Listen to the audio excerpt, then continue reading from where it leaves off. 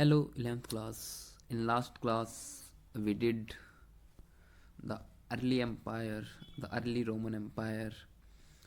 In what we have seen, the relationship between the king, army, and the senate, and some features of Roman empires.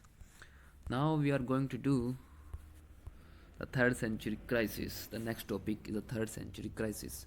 So what we know is that the first 2 centuries of the Roman empires were very peaceful, but in the third century there was some kind of strain, internal strain was happening in the Roman empire, and there was a lot of going on in the Roman empire in the third century. Now we are going to understand this thing.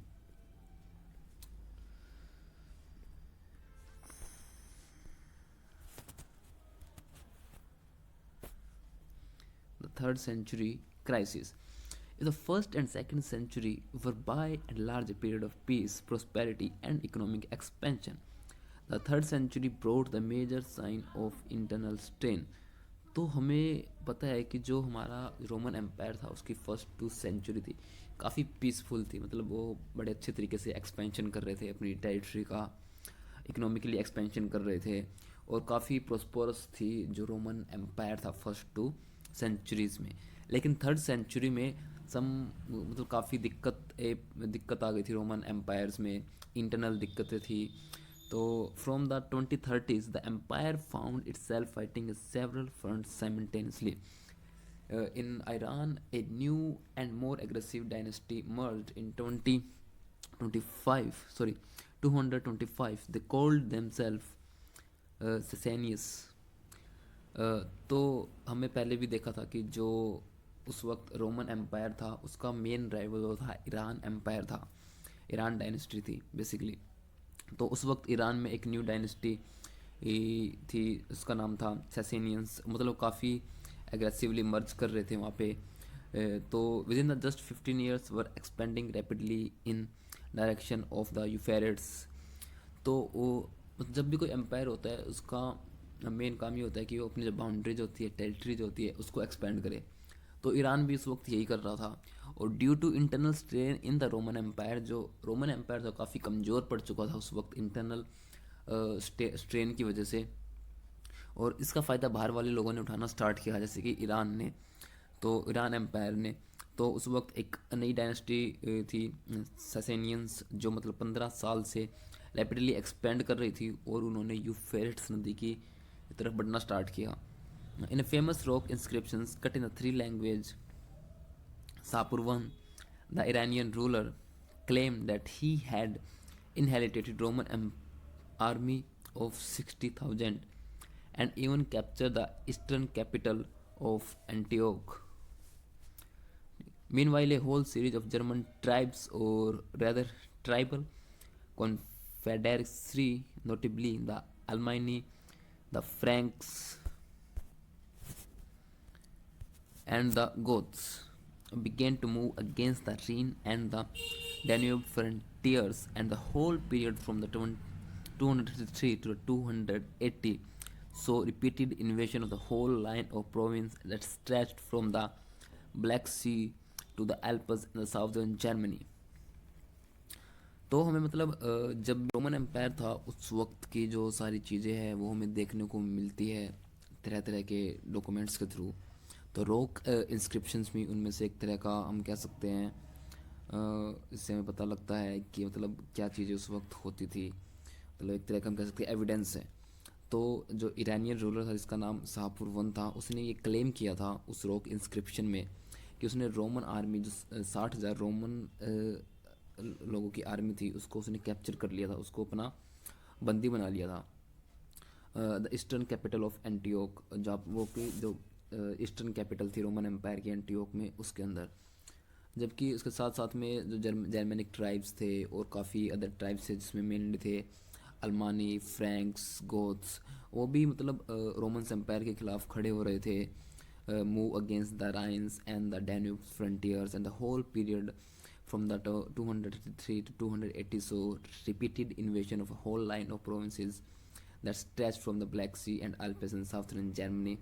तो बहुत बहुत सारे जो tribes थे मतलब जो रहते थे उस वक्त ब्लैक सी से लेके एल्पस तक एंड साउदर्न जर्मनी तक, तो उन लोगों ने भी रोमन एम्पायर के खिलाफ बोलना स्टार्ट कर दिया था। इसके पीछे हम कह सकते हैं कि मेन वजह ये थी क्योंकि उस वक्त रोमन एम्पायर इंटरनल स्ट्रेन मतलब काफ़ी इंटरनल दिक्कतों की वजह से कमज़ोर पड़ चुका था। तो उस चीज़ का फ़ायदा जो ट्राइब उस वक्त जो प्रोविंस उसके अंदर थे वो फ़ायदा उठा रहे थे उस चीज़ का। और साथ साथ में जो भारी प्रेशर जो एक्सटर्नल प्रेशर जो पड़ रहा था, तो उसकी वजह से भी जो रोमन एम्पायर था वो कमज़ोर हो गया था उस वक्त। The Romans were forced to abandon much of the territory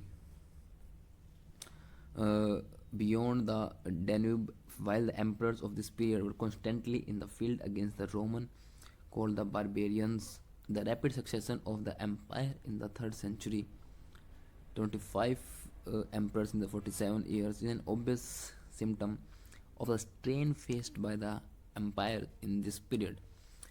तो मतलब उसकी वजह से मतलब इतनी दिक्कतें रोमन एम्पायर में आ चुकी थी कि उस वक्त मतलब उन्होंने जो उसकी टेरिटरी थी रोमन एम्पायर को, उसको भी उन्हें छोड़ना पड़ा था। बियॉन्ड द डैन्यूब, जो डैन्यूब के उस तरफ की जो टेरिटरी थी उन्हें उसको छोड़ना पड़ा था रोमन एम्पायर को। This period were constantly in the field against the Roman, और साथ साथ में जो रोमन एम्पायर की इंटरनल स्ट्रेंथ थी जिसमें उन्हें जो रोमन बारबेरियंस थे उनका सामना भी करना पड़ रहा था। जो रोमन एम्पायर के रहने वाले कुछ लोग थे, मतलब एक कम्युनिटी जिसका नाम बारबेरियन था, वो भी मतलब रोमन एम्पायर के खिलाफ हो चुके थे। इसका हमें पता लग सकता है कि 3rd सेंचुरी में 47 ईयर्स में 25 एम्पायर्स बदल चुके थे। तो इससे हमें पता लगता है कि मतलब इतनी डिसस्टेबिलिटी थी उस वक्त कि 25 एम्परर्स बने थे 47 ईयर्स में। तो हम समझ सकते हैं कि इतनी स्टेबिलिटी की वजह से इतनी सारी दिक्कतें रोमन एम्पायर में हो रही थी। नेक्स्ट टॉपिक है हमारा जेंडर लिटरेसी एंड कल्चर।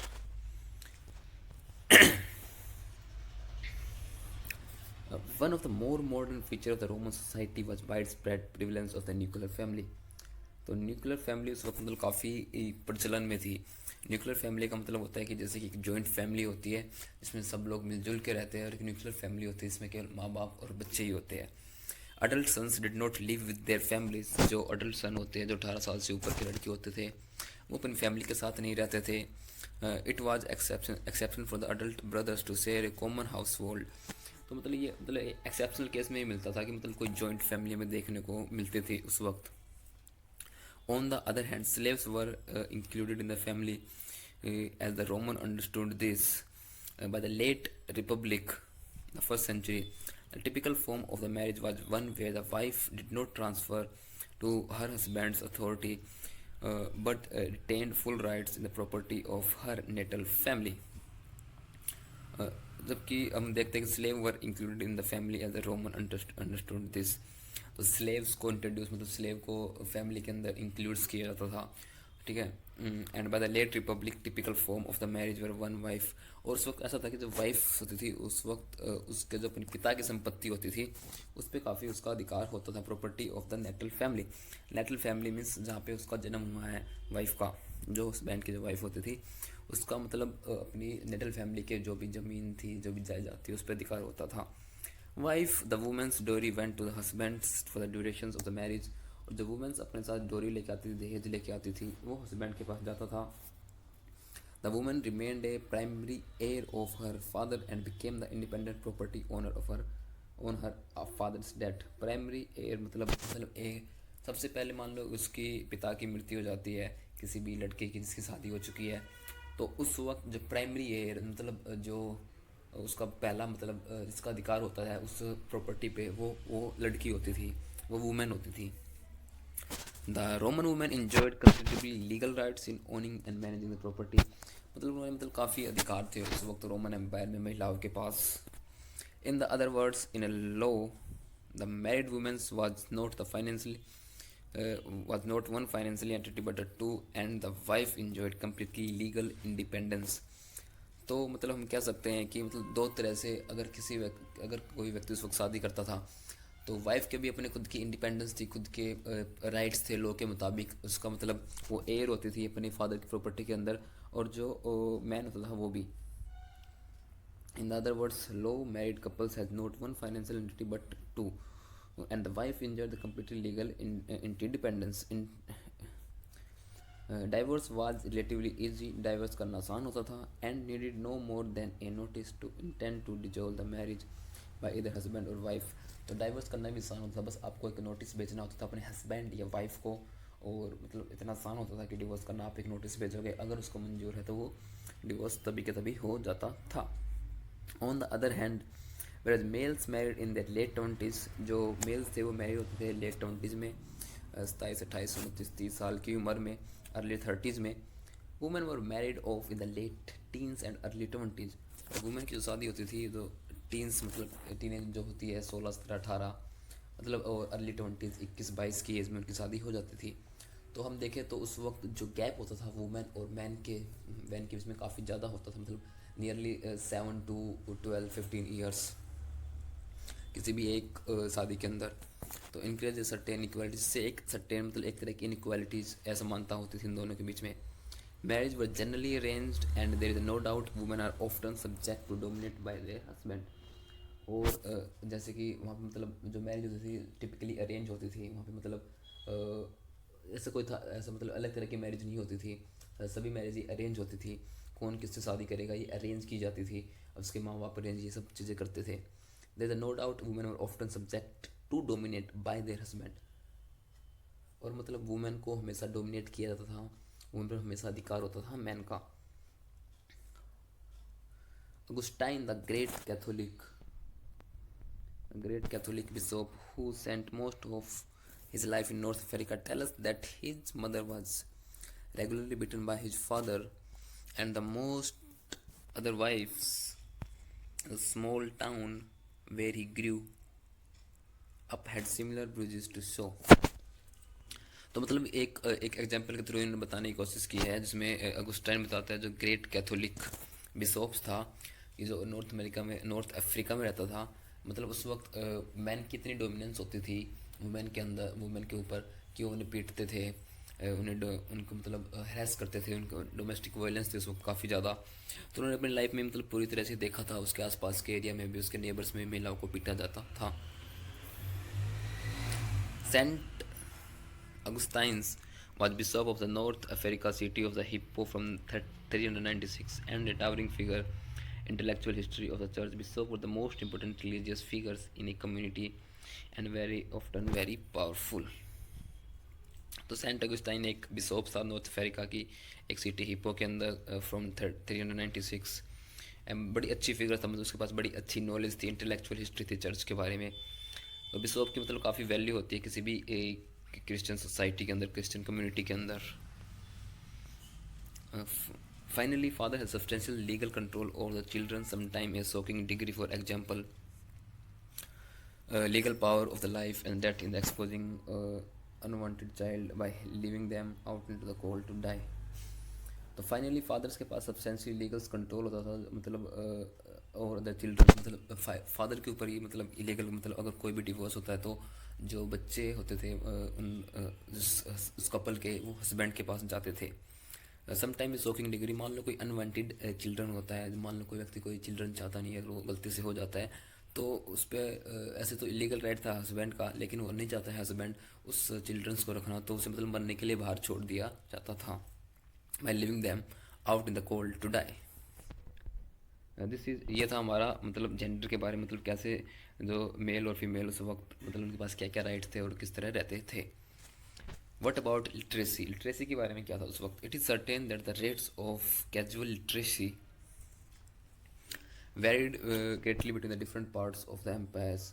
तो मतलब ऐसा नहीं था कि मतलब हर एम्पायर का मतलब हर जो एरिया था वहाँ पे लोग जो पढ़ने लिखने वाले थे, लिटरेसी रेट थी वो बराबर थी, मतलब ऐसे वो डिपेंड करती थी, डिफरेंट डिफरेंट हो सकती थी। For example in Pompey which was buried in the volcano eruption in the 79 C, with strong evidence of widespread casual literacy. Walls on the main street of Pompeii often carried advertisement and graffiti were found all over the city. तो Pompey एक ऐसी city थी जहाँ पे हम देख सकते हैं कि एविडेंस थी लिटरेसी के, जैसे कि वहाँ की जो दीवारें थी वहाँ पे एडवर्टीजमेंट थी, ग्राफिटी थी। ग्राफिटी मतलब एक तरह की आर्ट होती है जो दीवारों पे की जाती है, वो सब पाई जाती थी। जो पोम्पई सिटी थी जो कि वोल्केनो इरप्शन में दब गई थी 79 सी में, One of the funniest of these graffiti found on the walls of the Pompeii wall. I admire you for not collapsing in ruins when you have to support us. Much boring writing on you. तो एक graffiti में लिखा गया था कि I admire you. वो कहता है कि वॉल को संबोधित करते हुए कहता है कि आई एडमायर, मैं तुम्हारी प्रशंसा करता हूँ। For not collapsing in dunes, collapsing मतलब तबाह ना होना, not collapsing in the dunes जब तबाही आती है उसमें तबाह ना होना। When you have to support so much boring writing on you, और मतलब ऐसी सारी चीज़ें उस दीवारों पर लिखी जाती थी जो काफ़ी बोरिंग होती थी, और वो दीवारें उन सबको सपोर्ट करती थी। एक तरह की ये फ़नी ग्रेफिटी थी, एक तरह का एग्जाम्पल है जो इन्होंने हमें बताया है। By contrast, in Egypt, where hundreds of the papyri survive, most formal documents, such as the contracts, were usually written by professional scribes, but they often tell us that X or Y is unable to read or write. But even here, literacy was certainly more widespread among certain categories, such as soldiers, army officers and the state managers. तो अगर हम Egypt की बात करते हैं तो Egypt में भी काफ़ी लिटरेसी थी। काफ़ी ऐसे लोग थे जो मतलब लिखना जानते थे।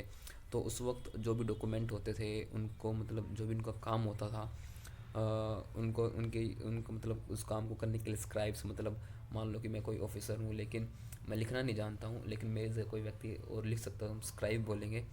तो वो बताता था कि मतलब कैसे चीज़ों को मतलब डॉक्यूमेंट कैसे लिखे जाते हैं, वो व्यक्ति लिखता था। इसमें मेनली कैटेगरी के लोग आते थे, जो सोल्जर्स होते थे, आर्मी ऑफिसर्स होते थे एंड स्टेट मैनेजर्स होते थे। ये लोग काफ़ी लिखना पढ़ना जानते थे उस वक्त। The cultural diversity of the empire was reflected in many ways at many levels in the vast diversity of religious cults and the local deities. जो कल्चर था वो काफ़ी डाइवर्स था रिलीजियस कल्ट्स की वजह से। तरह तरह के लोगों के अंदर रिलीजियस बिलीव्स थे, लोकल डेटीज जो हमारे स्थानीय देव देवता होते हैं, मतलब हर जगह अलग अलग अपने देव देवता थे, लोग उनको मानते थे। द प्लurality of language that was spoken, the style of dress, तरह तरह की लैंग्वेज बोली जाती थी, तरह तरह का लैंग्वेज स्टाइल था ड्रेस करने का, कॉस्ट्यूम्स का, फूड, पीपल्स जो लोग खाना खाते थे वो तरह तरह का था। The forms of the social organization, even their patterns of settlements. तो मतलब हर तरीके के मतलब तरीके से पीपल्स मतलब एक जगह पे एक डिफरेंट कल्चर, दूसरी जगह पे डिफरेंट कल्चर, डिफरेंट लैंग्वेज थी, डिफरेंट ड्रेस स्टाइल था। They form social organizations, even their patterns of settlement. Aramaic was the dominant language group of the Near East। तो हम देखें तो जैसे कि जो हमारा नियर ईस्ट था, मतलब near east atleast west of the Euphrates, वहाँ पे अरामिक लैंग्वेज का काफ़ी यूज़ किया जाता था। सोपैटिक वाज स्पोकन इन इजिप्ट में से काफ़ी यूज़ किया जाता था सोपैटिक लैंग्वेज का। प्यूनिक एंड द बर्बर इन द नॉर्थ अफ्रीका में इन लैंग्वेज का काफ़ी यूज़ किया जाता था। Celtic in Spain and the north west area में सेल्टिक लैंग्वेज का काफ़ी यूज़ किया जाता था। But many of these linguistic cultures were purely oral, at least until script was invented for them. लेकिन ऐसा नहीं था कि मतलब उनको वे लोग जो इस लैंग्वेज का यूज़ करते थे उसे लिखना भी जानते थे। उसका कोई मतलब जैसे कि हमारी हिंदी है, हम हिंदी बोलते हैं पर हम उसे लिखना भी जानते हैं, उसके वर्णमाला है। तो उनका मतलब ऐसा कोई लिंग्विस्टिक कल्चर मतलब पूरी ओरल था, मतलब बोल के बातें होती थी, मतलब उनकी कोई लिखने की कोई स्क्रिप्ट नहीं होती थी, मतलब कैसे लिखा जाता है उसका कोई मतलब उन्हें कोई आइडिया नहीं था उस लैंग्वेज को कैसे लिखना है। Armenian, for example, only began to be written as late as the fifth century. Armenian language थी वो स्टार्ट हुई थी फिफ्थ सेंचुरी में लिखने स्टार्ट हुई थी, उससे पहले बस केवल उसे बोला जाता था।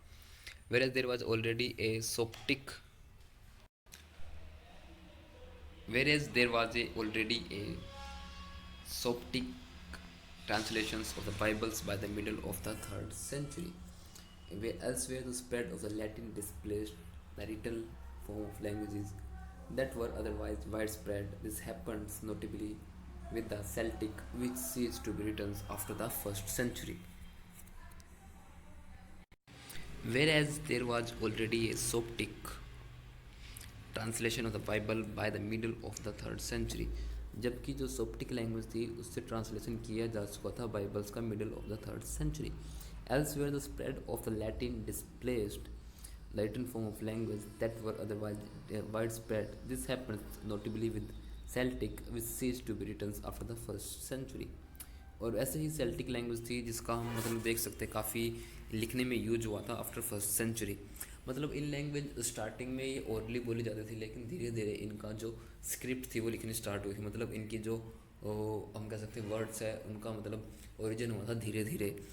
ठीक है, तो ये था हमारा लैंग्वेज कल्चर और literacy culture and gender culture about the Roman empire. तो जैसे कि इस इमेज में हम देख सकते हैं mosaics in Edessa second century CE, Assyrian inscriptions suggest that those depreciated are the wife of kings Akbar and her family। तो ये हमें मतलब हम देख सकते हैं वॉल पे कैसे तस्वीरों का निर्माण, तस्वीरें बनाई जाती थी जो मतलब चीज़ें को दिखाती थी, मतलब डेप्रिसिएट करती थी वाइफ ऑफ किंग्स। तो इस हम इमेज में देख सकते हैं वाइफ ऑफ किंग एबगार की जो वाइफ है उसको दर्शाया गया है और उसकी फैमिली को दर्शाया गया है। तो ऊपर वाली तस्वीर में हम देख सकते हैं Pompeii a wine merchant dining rooms, its walls decorated with scenes depreciating mythicals animals. तो मतलब तरह तरह की तस्वीरें बनाई जाती थी उस वक्त, मतलब कोई मैसेज देने के लिए या कुछ भी मतलब चीज़ें एडवर्टीजमेंट करने के लिए। तो उनमें से जैसे कि एक हम देख सकते हैं ये एक तरह की मतलब एक तस्वीर है, मतलब डेकोरेटिंग तस्वीर है जिसमें मतलब मैथिकल्स एनिमल्स बनाए गए हैं। That's all for today, and in the next class we will do the economic expansion. Yeah, thank you class.